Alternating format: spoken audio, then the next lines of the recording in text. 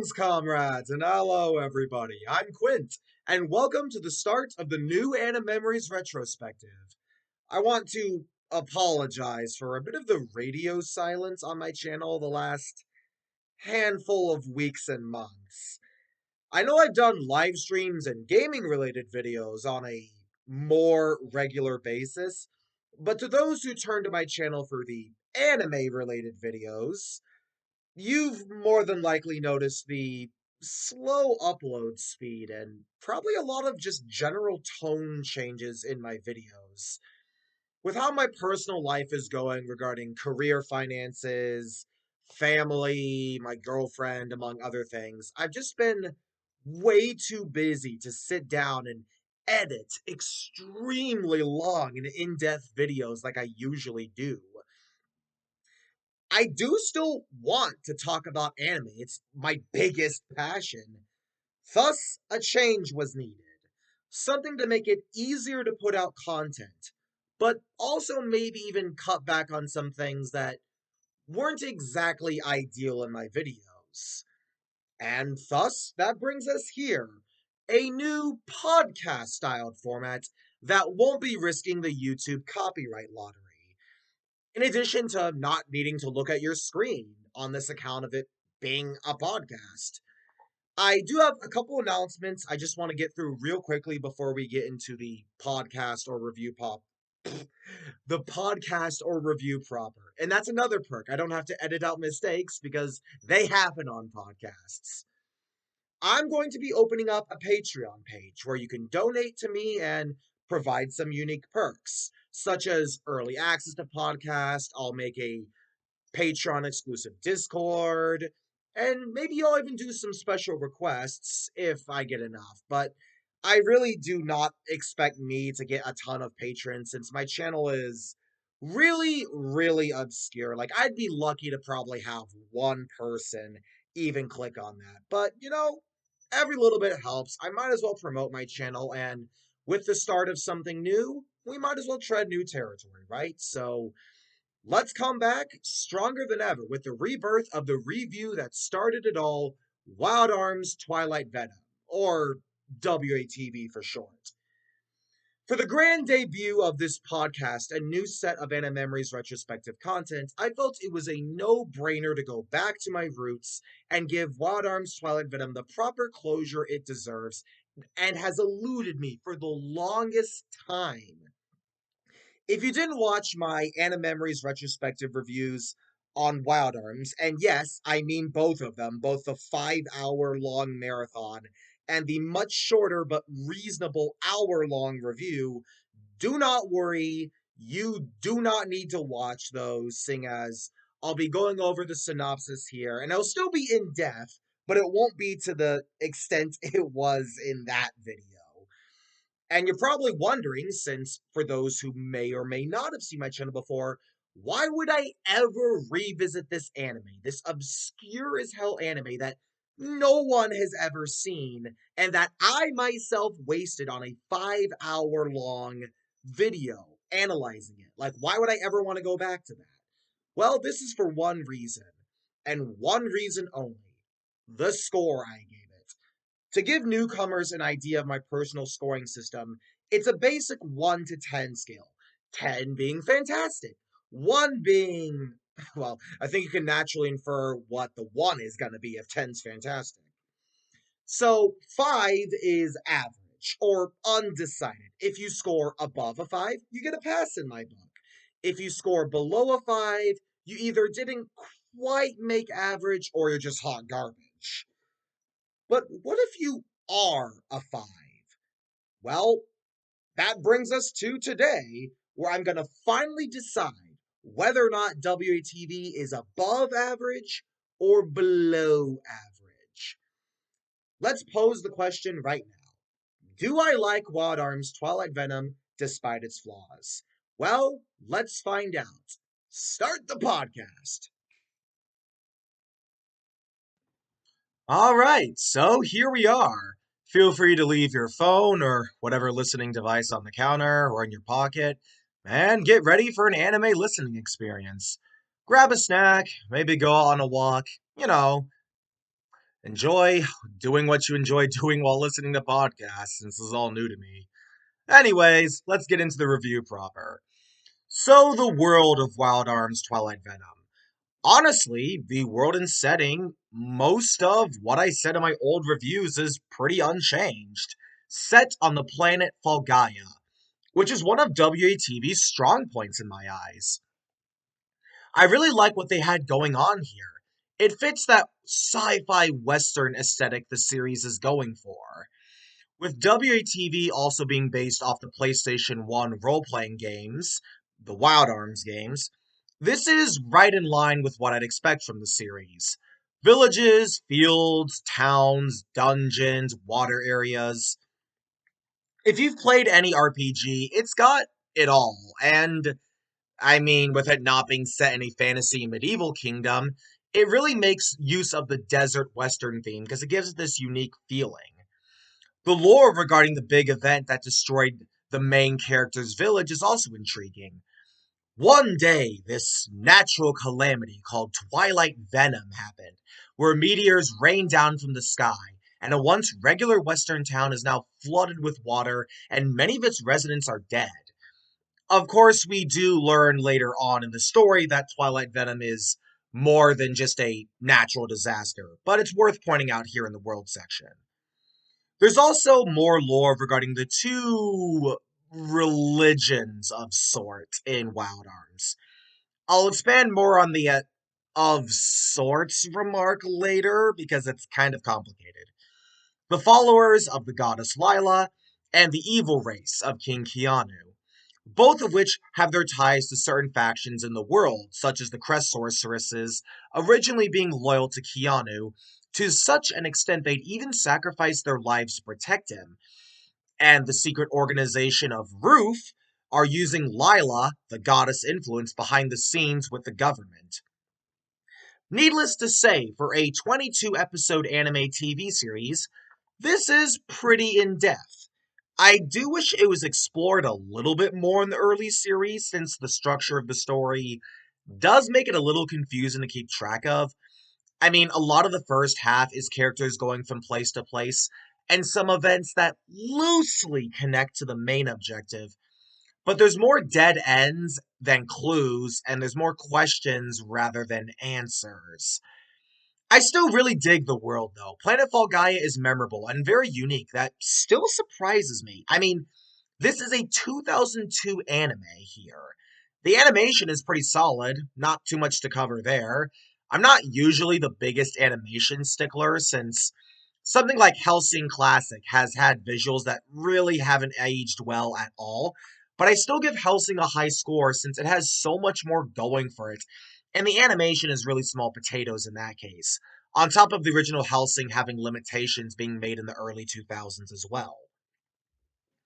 Music for WATV is something else, though. I've used tracks from this anime as background music in my videos all the gosh darn time, and I don't even just mean in the WATV video itself. Special shout out to the track titled Destiny, which is so atmospheric. It also plays during my literal favorite scene of the anime during episode 18. More details to come. I think I've spent long enough on the world, though. If you'd like to take a pause from this podcast, feel free to at any time. I usually divide my reviews into sections, so that may or may not make it easier to take breaks, get back to where you need to get to. You know what? I think I'll grab a drink myself. I'll see you back after these messages.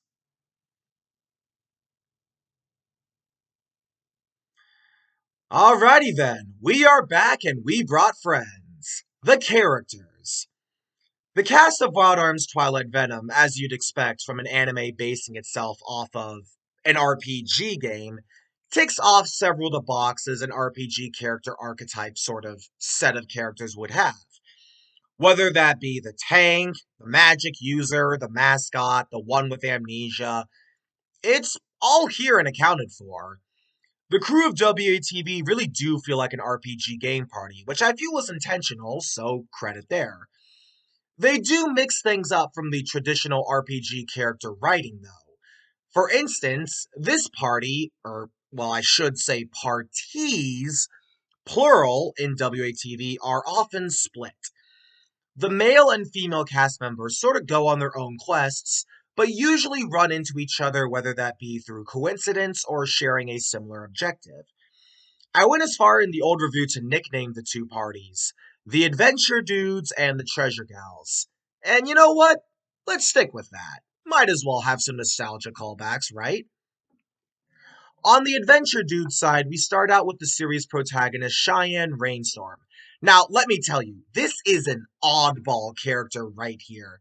Cheyenne Rainstorm is a 25-year-old legendary gunslinger who is trapped in the body of a 10-year-old. Technically an 11-year-old, but I'll get to that in a second.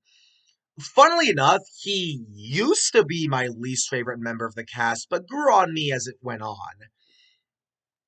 Despite having arms, which, if you don't know, arms are guns that can shoot these energy blasts, and not everyone can use them. They're effectively the legendary weapons, if that makes any sense. Yeah, you really can't be more sci-fi western if you try. But because this once cocky hotshot is now a small boy in a small body, he gets treated understandably like a kid and can't exactly move the way he used to. It also means he gets shut down by any woman, and unlike most simp characters in anime, I actually don't mind Cheyenne's tendencies. That and the little guy can have some pretty funny lines, all things considered. Cheyenne's main goal is to find his original body and hopefully find out who is responsible for putting him in this position to begin with. Next on our list is Kiel Arnax, a 7-foot muscular doctor with an eye patch. And yes, I said doctor because ironically he's the tank of the party. I mean, sure, it makes sense, he's a big guy, but he was a doctor? That is a weird career path. I mean, the anime description on the back of the boss says he's a bandit, but that may or may not be a translation thing. Not really sure why they called him a bandit.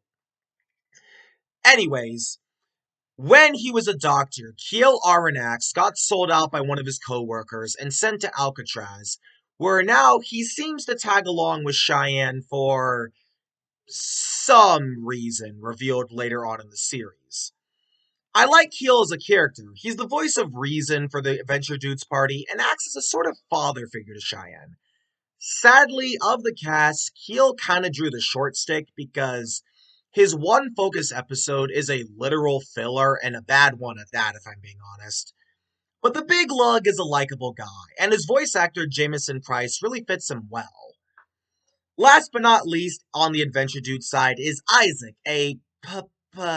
um, I still can't pronounce the race of this creature. Like, these blue rat creatures are called, like, even looking through my scripts, I still can't pronounce it. But as you'd expect from a blue rat thing, he's the mascot and doesn't really have a lot to him. I mean, mascot characters usually aren't known for being layered. I mean, he gives some lore since apparently the Bubbalas lived for over 5,000 years, so he kind of has a story purpose. Him and Cheyenne tend to butt heads, which causes Keel to usually have to be the adult and separate them. And Isaac does get some development with his partner Jerusha and a baby he takes care of in episode 13, but as far as characters go, Isaac is just sort of mid. Now for the Treasure Gals. Loretta Oratorio is the obligatory magic caster of the group. A crest sorceress who uses cards that contain magical properties, such as fire, light, protective barriers, etc. I find Loretta very entertaining because her motivations and goal are about as simple as it gets. She wants money. But this is because crest sorceresses used to live for the sake of the evil race and King Keanu. Now, with the legends and the War of Giotto in the past, she's found new purpose and just trying to enjoy the simple pleasures of life. But she needs money for that, so her little group goes on finding treasures and getting stinking rich. Honestly, I feel like Wario from Wario World would get along with her really well. You know, two of them tag up, get a lot of treasure. That'd be kind of funny. Loretta is a bit of a ditz and has a bit of a mischievous streak. I like how the anime can portray Loretta either as really clumsy or sometimes genuinely clever. Loretta also breaks the seductive character cliche since she usually tries to sucker in men, and it literally never works. I always got a laugh out of when she's so confident she can get a man's heart only for them to just deny her. It's great comic relief. Loretta's focus episode is probably one of the better ones in the anime, so that helps too. Next is Mirabelle Graceland. She is part of this race known as Crimson Nobles, who are basically descendants of vampires. Mirabelle can transform into a bat, suck blood, has this hypnotic sonar thing. I'm not really sure how it works since she only used it once. Mirabelle is a mischievous kind of character like Loretta, but in a more childish way. She seems to be pretty optimistic and cheerful despite the circumstances regarding her family and the world of Fall Gaia as a whole. That being said, Mirabelle is held back by her focus episode being literally my least favorite episode in the entire series, which is sad since it's sort of a two-parter. I mean, Isaac sort of takes center stage of the first half, and then the second half comes and Mirabelle and ugh, I'll go into more detail in the story section, I promise. Finally, there's Jerusha, the mascot of the Treasure Girls, and another still can't pronounce it. I've watched this anime 6 times and I still can't pronounce it. Jerusha is hands down my least favorite character of the cast. She's very hot tempered, constantly bickers with Isaac, who is apparently her ex husband. Yeesh.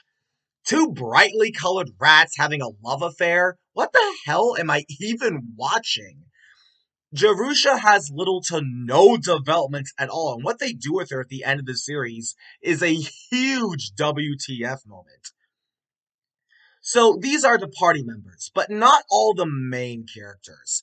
I won't be going into every single side character, but I will be talking about noteworthy characters while we have them here. Lila is a woman who Cheyenne knows from his past, who coincidentally has the same name as the goddess from the Great Giotto War between the evil race and the followers of Lyra. Wait, Lyra? Yeah, here's another weird translation problem. I don't know why in the early series they refer to the goddess as Lyra, but then during the second half they call her Lila. I mean, sure, it might be a translation thing. Heck, in episode 1, they called the goddess Digon. But I don't know. I'm not sure if it was translation. Maybe they had more gods and goddesses they wanted. I'm genuinely not sure, and I don't think I'll be getting any answers. That being said, I really like Lila. She's very mysterious, but also kind hearted. And her story is really interesting, but I'll save that for the story section. Another important figure of note is Sybil. She's an arms user like Cheyenne and would be pretty crucial in him fighting his original body. She's actually suffering from effects similar to Cheyenne. See, the people who experimented on Cheyenne when moving his brain into another body caused Cheyenne to have memory loss, which he gradually regains his memories as the series goes on. Sybil, on the other hand, is not a victim of experiments with body swapping, but rather the experiments cause her personality to change when sometimes she's a normal person, but other times she's deluded and thinks that she's an angel sent from heaven above. Kind of disturbing when you think about it. I also want to use this time to bring up characters who are related to the Wild Arm games. I mean, to be fair, WTV is not meant to have characters from the game, since I sincerely doubt this is even canon to them. And each Wild Arms game entry had a different cast. I mean, you don't need to play Pokemon Gen 1 to know Gen 2, and Gen 2 to know Gen 3, and vice versa. Same can be said for other RPGs, like Persona. Like, if you want to just start with Persona 3, 4, or 5, it's totally doable without having played Persona 1 or 2. Wild Arms is much the same, so it was a safe bet for them to do this for this game and anime and their cast, since they're always different anyways. Judeka Dantes is an antagonist of Wild Arms 2, and he appears here during episode 15. He works well for what they want to use him for. Like Sybil and Cheyenne, he too is a victim of the big secretive organization's experiments. However, rather than thinking he's an angel, this caused Judeka to go crazy, wanting to kill everything about that organization, including the other victims. Of course, Cheyenne and crew stop him, though I have some interesting points of analysis regarding Judeka and the others who suffered these experiments, which I'll bring up later. Lady Cannon, also from Wild Arms 2, appears here in the TV series. During episode 17, she serves as a one-off villain, leading a group of ruffians, which the Treasure Gals try and steal from. I don't really have too much to say about her as a character, though. This is the episode where Cheyenne gets back most of his memories, so there's just enough significance to make Lady Cannon worth mentioning, but she probably doesn't even resemble her counterparts in the games. So if you're looking for an animated version of one of the one of the Wild Arms 2 characters, this isn't it. And now I think is a good time to bring up the villains of WATV, who, funnily enough, sort of form their own party. I did mention that they do form a party in the original review, but oddly enough, they sort of parallel the Adventure Dudes and Treasure Gals. Not only because each of them mostly counter the main party members, outside of Isaac and Jerusha, but they're also sort of split too, between the government of Falgaia and the secret organization that did all these experiments called Ruth, who are composed of scientists and followers of goddess Lila slash Lyra slash Digon. Seriously, that had to be a translation error. That had to be a translation error. There is no way they'd swap names 3 times. I get maybe swapping between two for a plot revelation later down the line about the Giada War, but 3 different names, this has to be a translation error. The first of the major villains we see on screen is this masked woman who The first we see on screen is this masked woman who debuts as early as episode 4, where she and some of the other Roof spies go to a library to ensure a book with information they don't want to be leaked is destroyed. She succeeds in doing this and isn't brought back until episode 16 in an admittedly interesting set of events that I won't spoil here. I'll talk about it more in the story section. Dr. Zabriskie is a scientist and Kiel's co-worker. The two have a history, meaning Kiel was formerly a roof scientist. However, Zabriskie sold out Kiel and now he was sent to Alcatraz, and Kiel is understandably suspicious over his former career and his former friend taking the position he once had. I was a bit confused on Sabriski's motivation since I originally thought he was on the government side due to his interactions with Valeria, but upon rewatching and doing a lot more research than I care to admit, I was actually misinterpreting his role, since he's actually completely loyal to Roof and was just using his contacts with the government for his own faction's agenda. He is sort of the main antagonist of WATV, even if by no means the final boss, which makes a lot more sense than what I originally thought of him in the old review. Which is kind of ironic since the candidate for the leader of the government, Irving Vold Valeria, who also appeared in the games, is trying to use Ruth for his own personal gain. And while I made fun of him in the video saying his speeches about beauty and his weird Sephiroth-style hair, it turns out Valeria isn't nearly as daft as I originally perceived. He doesn't really care about the ways of the past, and we discover he too is a victim of Rufe's experiments, like Cheyenne, Sybil, and Judeka. So naturally, Rufe wants to use Valeria, with him running for the commander of Falgaia, but because Valeria is so unpredictable, even to Zabriskie, it puts them in a tough position when Valeria is literally concocting a plan to hire someone to assassinate the reincarnation of the goddess and then stop that assassin in an attempt to win the favor of the masses, while also throwing the organization that did experiments on him under the rug. Like, actually, Valeria is way smarter than he lets on, since he would be in a position to lead the planet as commander, but he would also get rid of the creepy scientist cult organization who unjustly experimented him. I kind of feel bad for him now, since through all the jokes I made, his motive makes a lot more sense. Keanu, the leader of the evil race, plays into Roof and the villains. He is brought into the present by them taking Cheyenne's original body and programming the memories of the evil king into it. Seriously, Roof is a dastardly organization. This is like the Umbrella from Resident Evil, but in like Western times. Keanu serves as the final boss, being Cheyenne's sort of ultimate challenge, and in a spoiler, Cheyenne is the reincarnation of Keanu, thus they're gonna try and connect the two via the plot that way. Finally, there is Lucien, the last major character I'll discuss, and the final representative of the Wild Arms games, the blue wolf creature who is some kind of supernatural guardian or god? As one who gains power from the desires of living creatures, if Roof succeeds with their big conspiracy plan, then everyone will share the same desire, being united under the goddess. Thus, Lucien will be vastly powerful in an instant.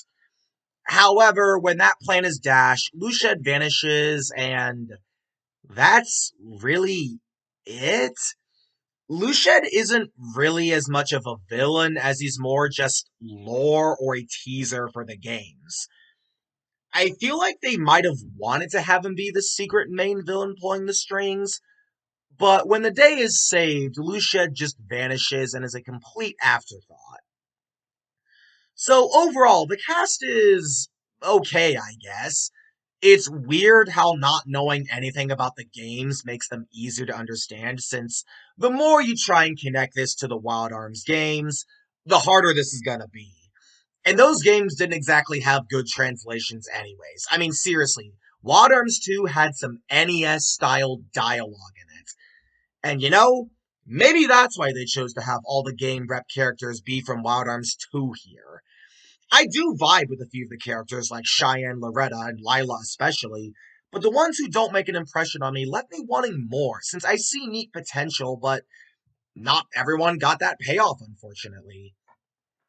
Okay, so let's take another break here. If you got places to be, this is where you can resume the podcast if you want to come back. And when we do, I'll be talking about the thing I'm most looking forward to, the story. Stay tuned.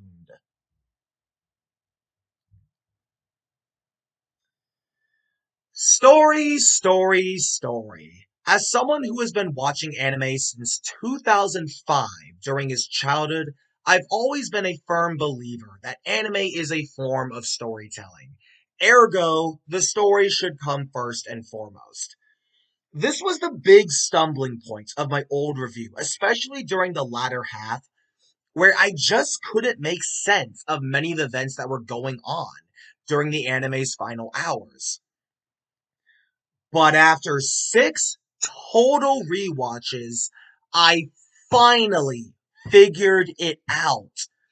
Remember how I said earlier in this podcast, I did way more research than I care to admit? I mean that literally. I was looking through production notes, reviews on old forums, and even the DVD menus and boxes, in addition to doing my best to not miss a single detail during those last 3 watches. It finally clicked, and I can now explain most of the things I sort of just randomly interpreted by the end. I mean, you can see this in my old reviews. If you take what I said about episodes 21 and 22 in the 5 hour long marathon video versus the short review, you notice it's entirely different because I just couldn't make sense of it. But before I get to explaining the ending, we gotta get there first. And what better way to do that than by doing an episode by episode analysis? No, don't worry, this isn't going to be a 5 hour long joke filled romp like it was before. Seeing as my main objective here is to determine whether or not I can bump WATV above a 5 score or not. That's my objective, so let's get right to it. Episode 1, Sleeping Dirty. I don't have too many complaints here. As far as setup episodes go, it does just about everything it needs to. We're introduced to every main character of the Adventure Dudes and Treasure Gals, except for Isaac, who would join later in episode 2. It shows us Kiel was sold out by his former friend and tortured by the warden. Loretta, Mirabelle, and Jerusha are after treasure, and upon opening the vault, they find Cheyenne, who has clearly had something up with him. It also introduces us to arms weapons, namely Cheyenne's signature weapon, Baltor. So the group all team up and stop the warden and escape. However, because this version of Alcatraz is in the center of a crater with magnetic rocks, it only gets close to the edge once every year. But the group are in no danger, so they can just wait until they get out. Remember when I said Cheyenne is in the body of a 10-year-old, but he's technically 11? Yeah, this is why. They waited an entire damn year on that empty prison just for the rotation to let them get off at their stop. Like, that's kind of crazy, not to mention that's how episode 1 ends. On to episode 2, Arms Crazy. It's dedicated mostly to lore. Thanks to talks with Kiel and the newly joined Isaac, the Adventure Dudes have decided to help Cheyenne find his original body and those who did the experiments on his brain, since he's suffering from memory loss. He remembers his name and he's part of the evil race due to being able to weed Baltor, but not everything is clear to him. It was shown regular people like Kiel cannot fire arms in the previous episode, so Cheyenne is one of the few arms users that we'll see in the series. However, they run into the Treasure Gals again, who want to do business with an arms collector who's trying to study them for historical reasons. They trick the Adventure Dudes and snag Cheyenne's Baltor, but because the buyer can't fire the arms, he has no way of verifying whether or not it's legit, and Cheyenne gets it back. That's about it for this episode. Episode 3, The Desert Dragon Fantasy, is a filler episode, and not too bad of one, all things considered. The Adventure Dudes are still on the search for Cheyenne's body and help out a town which is overrun in sandy water from a dragon. The mayor's daughter is actually siding with the dragon since she believes her deceased fiancé Rayvon lives on through the dragon as a spirit. Of course, they think this is all nonsense and they try and rescue the daughter, but the mayor was actually just being selfish, trying to clear the sandy water and get the treasure and appease the villagers who were forming a mob.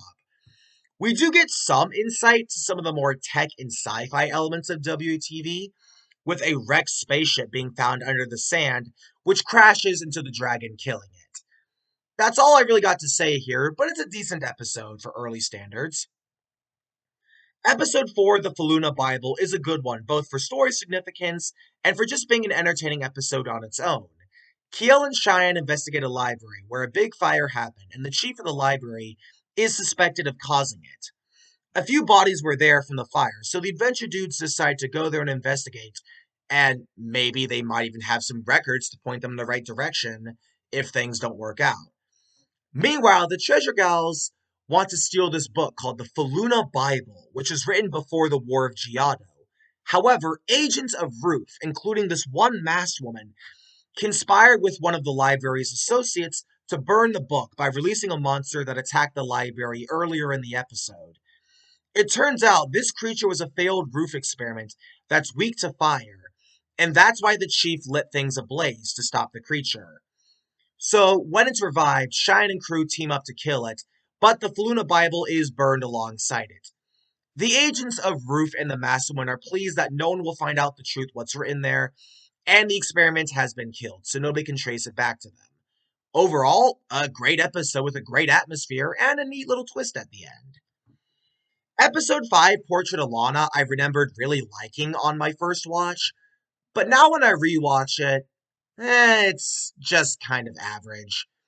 The Adventure Dudes board a boat, both looking for clues regarding Cheyenne's body and to travel to their next destination, and the Treasure Gals want to steal this art piece from a deceased artist named Grotesque for money. Of course, this doesn't go as planned since the butler of Rotes named Mr. Kojima is actually revealed to be his lover. Yep, the gay twist. And there's also some other greedy thief that's on the boat, and the party stop him, and that's really it. It's not a bad episode, and it is definitely carried by the Rotes and Kojima lovers twist, which actually genuinely surprised me. But I really realized that this episode is a one and done experience. It's not as good as watching it on the first time, and, well, I really do value replay value in my series. Speaking of which, episode 6, Affair in the Far Gaia Express, is another filler episode, and another weak one. And it's not just due to a lack of replay value. It's quite literally just an excuse for Shine and Keel to travel, which is odd since they were just on a boat during the last episode.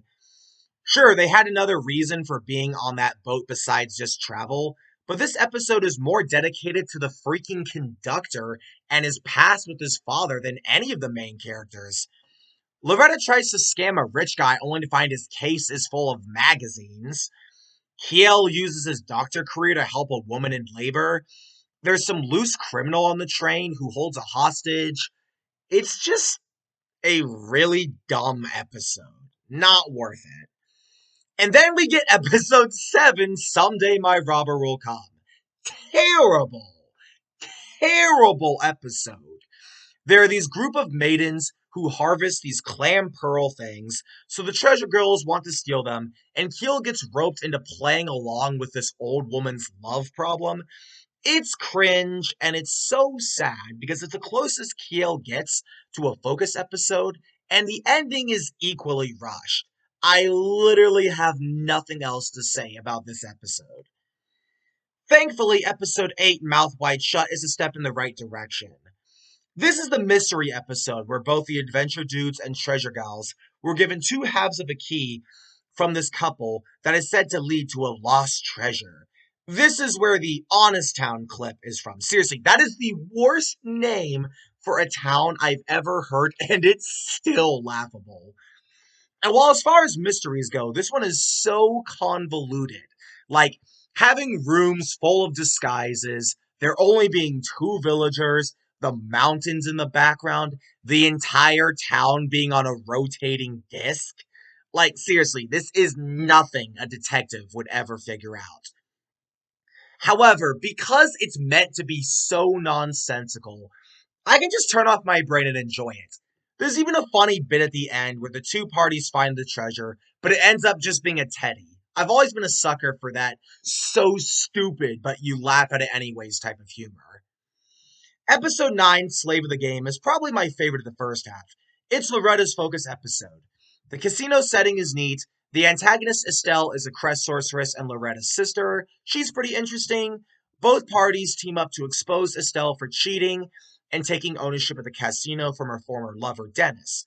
It's a good episode with a bit of lore about Lyra and Lila and the evil race, during a conversation Kiel and Estelle had, as well as Loretta donning a wrestler costume and clotheslining Estelle. Oh my god, the throat damage.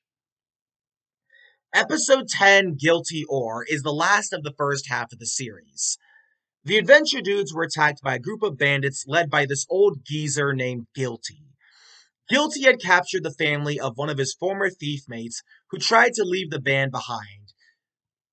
Guilty didn't like that and is now forcing this guy to use his lockpicking skills to get through a trap-filled ruins. Coincidentally, the treasure gals are on the other side of the ruins trying to open the multiple doors from there. Luckily for Cheyenne, Keel, and Jerusha, the daughter of the former thief gang saves them, and thus Cheyenne wants to get revenge on Guilty for stealing his weapon Baltor, and they get payback by saving the girl's father and family from the thieves, to which they do, and leave Guilty in the dust. Now we can finally move on to the real main plot, which takes course over the other half of the series, although there are some fillers in between. Episode 11, No Home, No Body.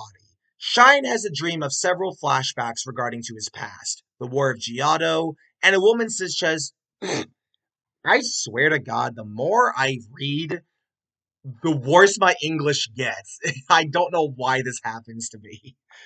Um, let's try that again. Episode 11, No Home, No Body. Cheyenne has a dream of several flashes regarding his past, the War of Giotto, and a woman who says she loved him, followed by being slapped by the very same woman, and several more explosions caused by several arms users. I didn't know it until recently, but every time Cheyenne has dreams, it's meant to signify that he's slowly regaining some of his memories he didn't have before. Cheyenne and Kiel and Isaac choose to search Cheyenne's former hometown, the same one that was destroyed by Twilight Venom, for any clues. Luckily, there was a single survivor, Sergio, a guy who runs a bar and general store. Cheyenne tries to speak with Sergio, but he doesn't recognize him. However, that's when Lila enters the store, and Cheyenne notices she looks just like the woman in his dream. Lila is a very friendly and kind woman, even inviting Cheyenne over to her house to read the poem she's been working on. Sergio explains to Kiel and Isaac that Lila only recently came to this area and is confused why a wandering poet like her would want to take residence in this really forgotten town, since the place is practically a ruin. Cheyenne seems noticeably flustered when talking with Lila, which is odd since he's usually way more rambunctious around the other girls he's met in the series thus far. However, this is suddenly when more agents of Ruth break into Lila's house and kidnap her. Thus, the Adventure Dudes and Treasure Gals team up to infiltrate Ruth's secret lab out in the middle of the lake. Which transitions us into episode 12, Lie, Lila, Lie. The party split up with the Treasure Gals going back into the water to hunt for the monster they were searching for. But that's not important at the moment.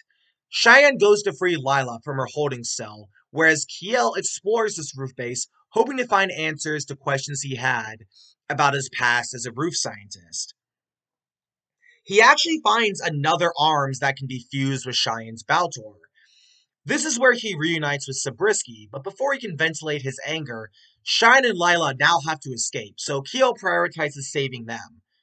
Cheyenne and Lila almost make it out, with Kiel even throwing Cheyenne the new piece to the arms to blow through several soldiers and even destroy an entire hole through the base, but Lila is sniped by one of the douchebag roof militia and falls into the water. This death really hurt Cheyenne, since there goes another chance he had of finding his body. On top of seeing another victim of Roof like Lila, she would have met a similar fate to himself if she was in that cell any longer. But the group escaped, and now we can go back to a few more fillers. I'm okay with episode 13, Lullaby of the Noble Red.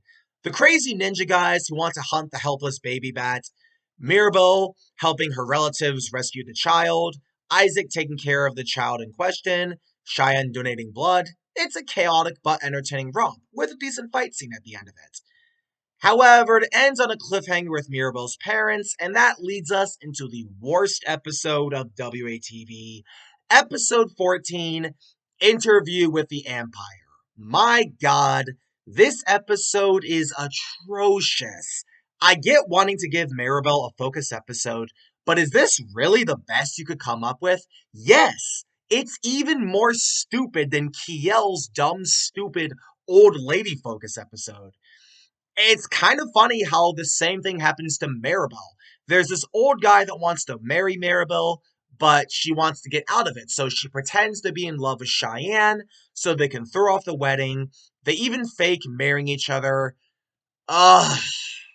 This episode is just bland, boring, cringe, and literally has no relation to the main plot. It's filler in every sense of the imagination, and not in the good way.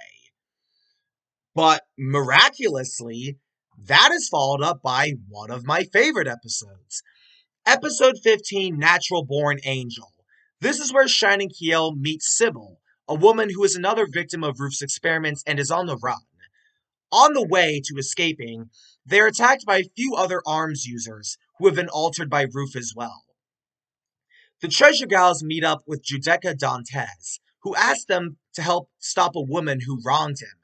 Of course, he shows them an image of the woman, and it's Sybil. When the two parties face each other, Loretta Prickly. See what I mean when I say I can't talk right? Oh my god. Huh, I need to slow down. Am I reading too fast? Whatever. Anyways, when the two parties face each other, Loretta pretty quickly deduces Judecca was lying and was trying to play them. However, Judecca then reveals that he, Sybil, and many others are all failed experiments of Ruth who were trying to replicate the evil King Keanu by injecting them with genes that made them able to use arms, but it messed with their memories and they would die if they fire arms too much, draining them of their vital energy. Shine and Judecca have a one-on-one duel, but Sybil realizes she's never going to live a normal life, constantly being affected by her own symptoms, deluding her into believing she's an angel. So she chooses to sacrifice herself and save Shine from Judecca, who tries to get back up and kill them. Despite Shine's mortification of another person dying in front of him, Sybil does give him the answers he's looking for, and that Ruth and the government of Falgaia are in a dangerous position. So now the objective is clear. Go to the capital city where Commander Valeria and Ruth's biggest lab is located, and retrieve Cheyenne's body. Thus, this goes into episode 16, and this is an interesting one. It actually spends most of the time away from the party members, who are just riding on a boat to get to their next destination, or hunting in the case of the Treasure Gals.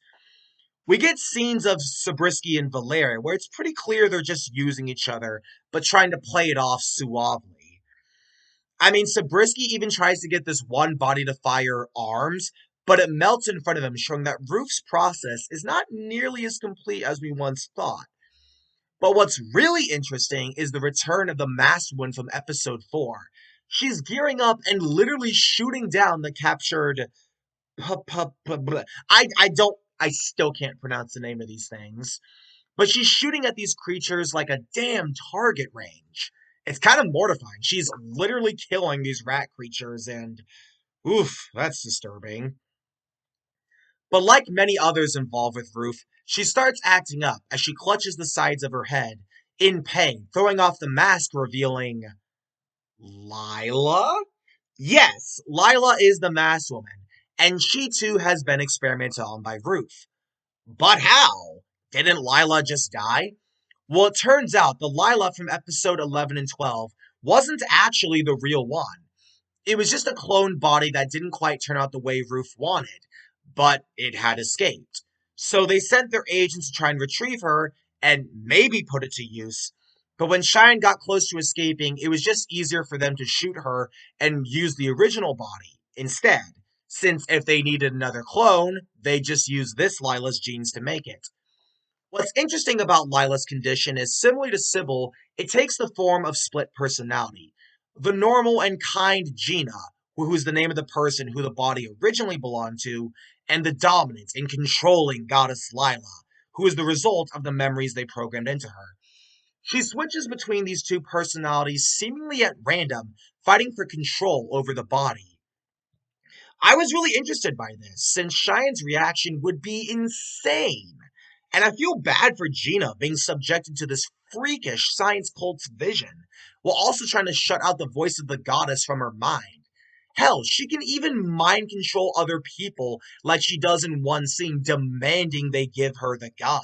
And speaking of which, she even has her own version of arms, this giant energy rifle thing. And holy shit, we have a fight right here. WETV didn't really have a lot of fight scenes, so this setup had me looking forward to seeing how two ARM users would duke it out. Sadly, Shine and Lila would never fight, which is a bloomin' shame. But I do still like the setup, all things considered.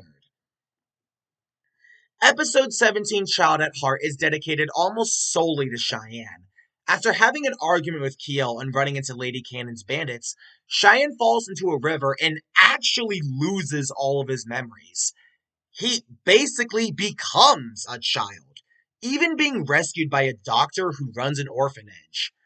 I know the amnesia trope is typically frowned on in writing, but I actually really like the way it's played here. Cheyenne's scattered memories and the few hints he's gotten about how to get his body back are the only thing that's kept him going. So, what if he loses even that? What does Cheyenne become? Keel even has a moment where he struggles to decide what to do with Cheyenne. Would it be better to have Cheyenne start over and not face the danger of Roof? I mean, Keel himself knows how dangerous they are, especially considering he's a former scientist of Roof, and he had his run with Zabriskie in episode 12. But on the other hand, what right does Keel have to let Cheyenne not go after the body after they've traveled this far? This even ties into some of Keel's own personal motivation, which I'll talk about at the end of this video. It's also kind of emotional seeing this new Cheyenne sort of enjoy being with the kids. But during the night, he has more dreams and he looks to Baltor, the one thing he does have. And you can just see that look in his eyes. Even though he has amnesia, he knows something is wrong.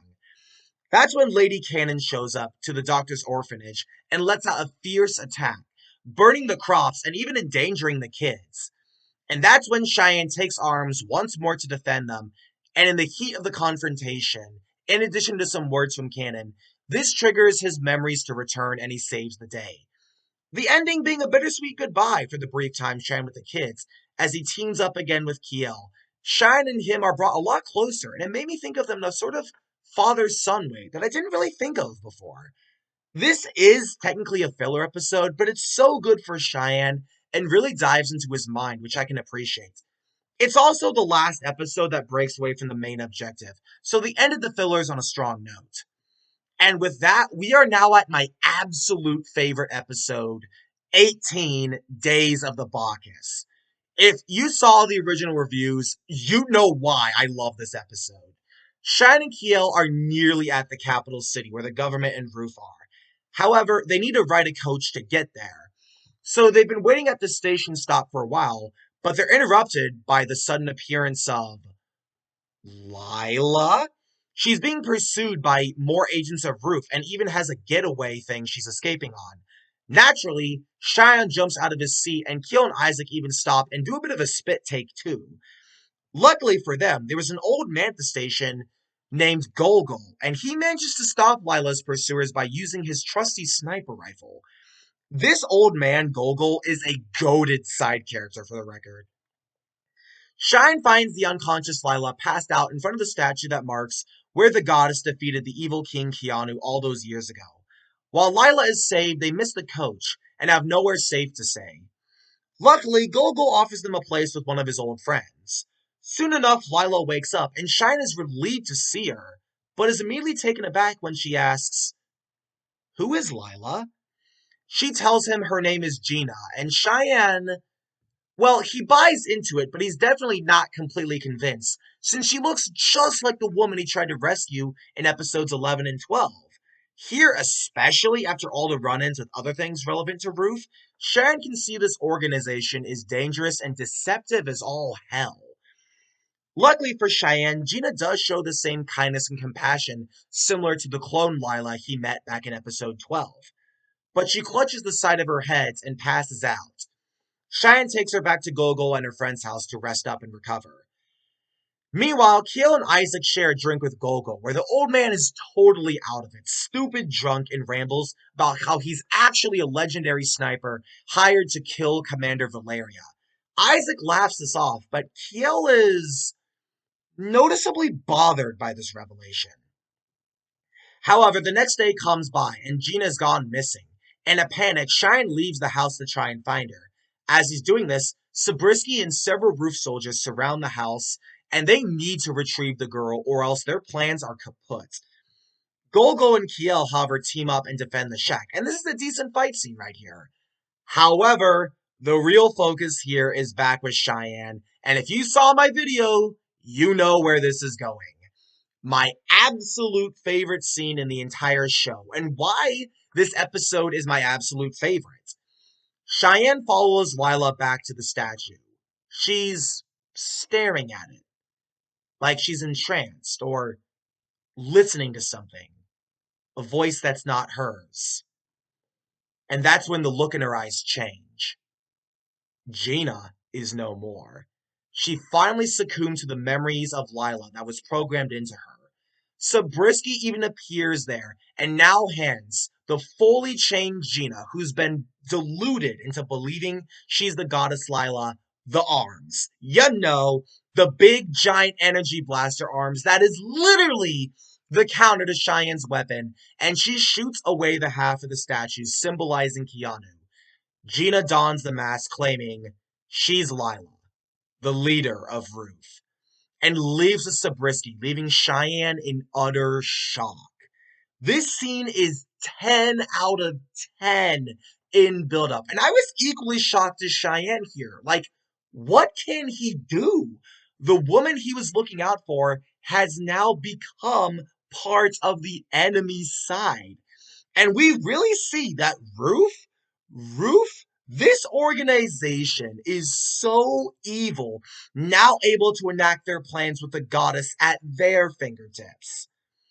And sadly, the tragedy doesn't end there.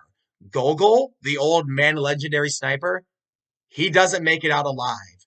The roof soldiers hold his friend hostage and they shoot holes into him like cheese. Keel luckily arrives to stop them from killing the friend, but it's just too late. Gogol is dead, and now Keel and Cheyenne board the coach, and they know once they reach the capital, it's all or nothing.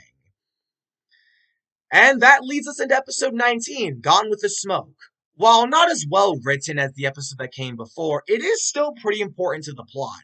Cheyenne and Keel infiltrate the capital city, but Keel is acting very out of character. He's usually the voice of reason, but now at a time like this, he's unusually quiet. Even getting separated from Cheyenne, which feels like it shouldn't happen. I mean, they need to be together. They're in the enemy's territory. Luckily, the treasure gals happen to be in the capital at the time, but Keel's absence is a weird occurrence. On top of that, Valère is preparing for his commander speech while Gina/Lila is talking with Zabriskie's next experiment, the revived Keanu, who is in Cheyenne's original body. And on top of that, Lila speaks to Keanu, worried and concerned she wouldn't reunite with her true love after all this time.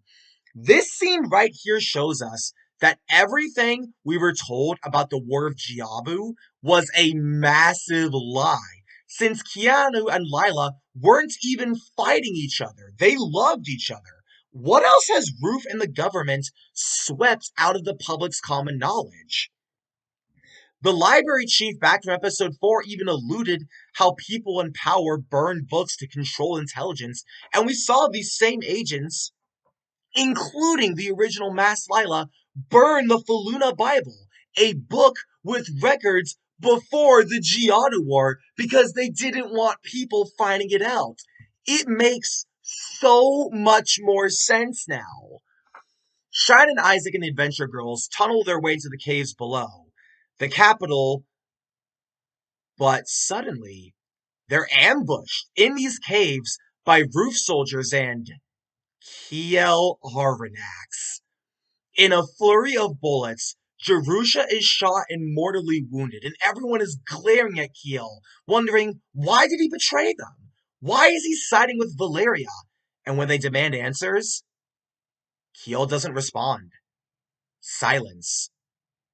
Set back even further, the remaining party members retreat, with Isaac and the Treasure Gals taking Jerusha back to the homeward tree, while Cheyenne stays in the capital to try and find another way on his own. Episode 20 is dedicated mostly to Valeria's speech. However, before that, Valeria actually fires Zabriskie and appoints Kiel as his successor, causing Zabriskie to lose his shit. The man who he sold out is now using underhanded tactics on him. And this is going on while Kiel is speaking to the replicated Keanu in Cheyenne's body. And here you start to notice Kiel's betrayal wasn't out of malice. He's trying to get closer to Ruth, but why? Anyways, back with his Valeria, his speech goes on, and Cheyenne blends into the crowd as he sees Valeria's scheme to assassinate Lila in front of the crowd. But things go horribly off script when Lila not only wins over the crowd, who believe she should be the commander, since the goddess would be a more fitting leader than the white-haired Sephiroth wannabe, but also, Luciad even deflects the bullet Valeria set up for Lila anyways. You see what I'm getting at here, right? The planet of Falgaia was built on a giant lie, and the people in power, like the government, Commander, Roof, Sabrisky, are all twisting the minds of others with such deception. However, in the chaos, Kiel points Cheyenne to where Keanu is going, and here we go. Climax time. Sabrisky stole documents when clearing out of his lab. Kiel just cheated him out of a job, so he might as well expose Roof and the government. He's got nothing left to lose. But Keanu, using another one of the pieces of Cheyenne's arms, shoots Sabrisky, killing him. And now the King of Evil turns his weapon to Cheyenne to prove that he is the rightful owner of the body, and Keanu won't let Cheyenne have it. And episode 21, Once Upon a Time in Falgaia. This episode is mostly dedicated to two things: Cheyenne's gunfight with Keanu and a lore dump. I'll start with the lore dump and get that out of the way first. It's even explained via two sides. The first being from Kiel, who now has access to all of Sabrisky's computer logs, and Isaac and Jerusha going to the homeworld tree where Jerusha can be revived. During the process, a loose spirit speaks through Jerusha and reveals everything, while Kiel reads a digital version of the Faluna Bible. Long ago, on planet Earth, they found a moon to colonize on. The Space Federation was tasked with making the planet inhabitable, but it had living creatures on it already. Part of the Federation wants to use a weapon called Twilight Venom to wipe the surface of the planet and make it livable for humans. However, despite years of working on the operation, whether that be building the technology or means of traveling, some of the people started to question if this was actually right. If they wipe out an entire planet of creatures, is that really righteous? Sure, it was meant to save planet Earth, but is salvation worth it if it's built on a lie? This caused a divide in the Space Federation, where two opposing sides arose: those who wanted to use Twilight Venom and those who didn't. Lila led the force in favor of using it, while Keanu led the force of those who wanted to avoid activating Twilight Venom. And it turns out that before this separation, Lila and Keanu loved each other. But when Keanu chose the other side, Lila became mad. She became so jealous, thinking he did it for some other woman because the man she loved would have sided with her beliefs, right? He would only go on the other side if he was protecting someone else. And Keanu was a bit of a player with the ladies. And that really explains Cheyenne's simping behavior. Lila's jealousy evolved so much that she not only killed Keanu during negotiations, but also completely ignored the entire Rebel Force's reasoning for not wanting to colonize. It wasn't just about being right, but it was also how mutations on the planet might cause bad things to happen. Lila wasn't in the right mindset to hear this and went through with the plan, starting a war between the two factions, where Lila's side won out, activating Twilight Venom to colonize the planet 10,000 years ago. Earth started to build a society on Falgaia, but as the old rebel army warned, mutations did happen, thus the creation of creatures such as the evil race, crest sorceresses, noble reds, and even the monsters. But Lila, having colonized the planet already, decides she's going to lead the planet to glory, and thus created the organization Roof, loyal followers of the goddess. Whether they be devout researchers, former soldiers, they would do anything for their goddess Lila crowned herself as. This event would lead the crazed Lila to upload her mind and memories into the digital network alongside Keanu so she could reincarnate them far into the future and finally have the love for the man she deemed she was cheated out of.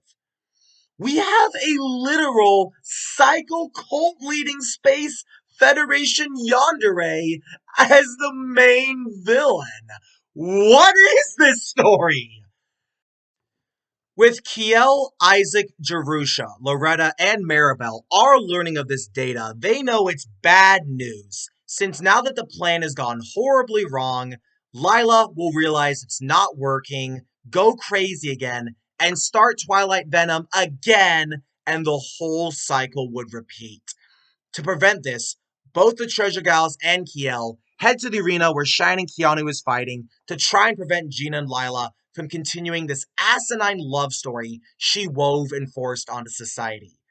Now, as for the fight with Shine and Keanu, it's what I wanted out of the other fight scenes. Good back and forth, emotional story impact, and it goes on for more than 30 seconds. Wadum's Twilight Venom is not very strong in the fight scene department, but I am glad the final fight with Shine and Keanu at least gets this right.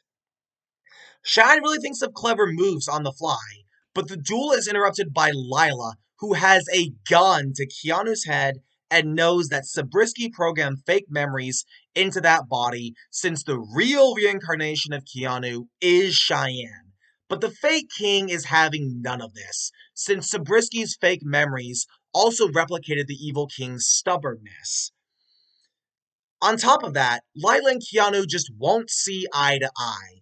This causes the fake king to pull a Zabriskie, since if he can't have it his way, he's gonna take everything he has with him and blast his own head, meaning Cheyenne will never get his body back. Lila breaks down and screams, her twin personalities clashing once more. Finally, episode 22, The Last of Cheyenne.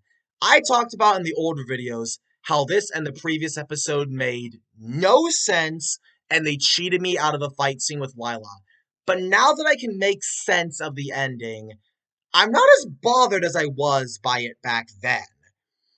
The emotional response has caused Lila and Gina's personalities to separate once more, as the computer back on the roof base from episode 11 and 12 is activated.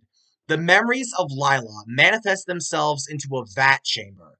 Valeria is pissed that this lying, cheating goddess robbed him of being commander and is now going there with arms himself to kill her. And this is where Lucian reveals he's getting power from Lila and all the lies she told, causing the entire population to follow the goddess, is what gave him the power he needed. Like I said, Fall Gaia was built on a lie.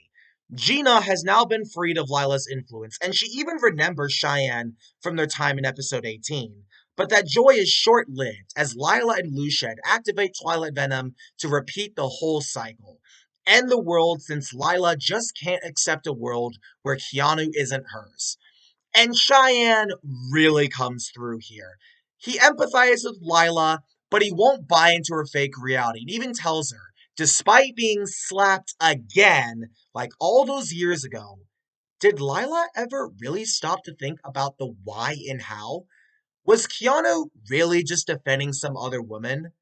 Or maybe, just maybe, Lila went crazy and didn't realize who he was trying to protect. He isn't Keanu Fallwind. He's Cheyenne Rainstorm. She is Gina Angel. The girl on the floor is not Lila's new vessel. It's time for them to let the past be the past. And sure enough, Cheyenne actually reaches her. The spirit of Lila breaks down crying, finally realizing Keanu's true feelings, and her spirit can finally pass away peacefully for good.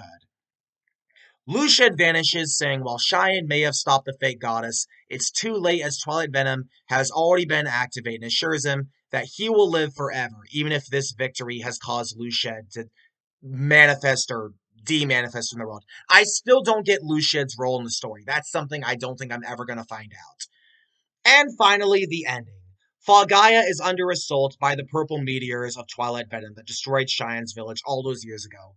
Keel tells Cheyenne that if he fuses all three parts of Baltor together, he can destroy the system on the moon that controls Twilight Venom and save them all, but he'll likely not survive the amount of vital factors required to take the shot. But Cheyenne chooses to do it anyways, with a smile. And Keel leads Cheyenne to a vantage point and has one final heart-to-heart with Cheyenne before he takes the shot. Keel was originally a roof scientist, but he was also the one that removed Cheyenne's brain from his original body. There was a point where, despite knowing it was beyond human morality, Keel wanted to fulfill his skilled duty as a part of Roof. but the guilt gnawed at him for so long that he wanted to set it right. This is the opportunity Zabriskie took to frame him for betraying Ruth, and thus Kiel ended up in Alcatraz.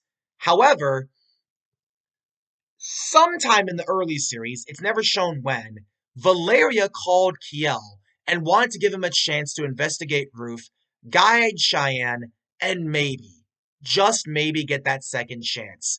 And now we see why Kiel betrayed, well, at least pretended to betray the party back in episode 19, since he wanted to protect Cheyenne. But now that the lie has been exposed, Kiel sees that even if the truth hurts, the truth is still what they needed. And Cheyenne still has a lot of respect for Kiel. No more lies, no more conspiracies. It's time to make a real difference. And with that, the party wishes Cheyenne off as he pulls the trigger and destroys the system, preventing Twilight Venom. But as warned before, he burns up in the process. Cheyenne has made the ultimate sacrifice. Or did he? Well, in a post-credit scene that supposedly takes place years later, it shows Gina is at a house, living a seemingly peaceful life, no longer a vessel for Lila. And someone approaches her. This person is, who else? Cheyenne, who survived the blast and grown up embracing who he is, and not the Keanu of the past. If you pause frames during the scene where Cheyenne is firing all three arms, you'll see Sybil's angel actually appears and saves him. That's such a small missable detail, but it was so cool to see and figure out. And there you go. That is the real story of Wild Arms Twilight Venom. This confusing and, frankly, convoluted ending had me stumped for the longest time, and now I finally get it. Is my explanation foolproof?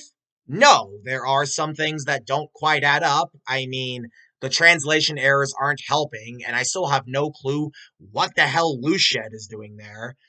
But I have a way better grasp of what the story was trying to tell here than I did in either of my first two reviews. I do feel like some characters needed more closure, especially the Treasure Gals. And poor Isaac, you think him and Jerusha would get back together, but she just leaves the wedding. Kind of a dick move. But I won't lie when I say I feel strangely fulfilled.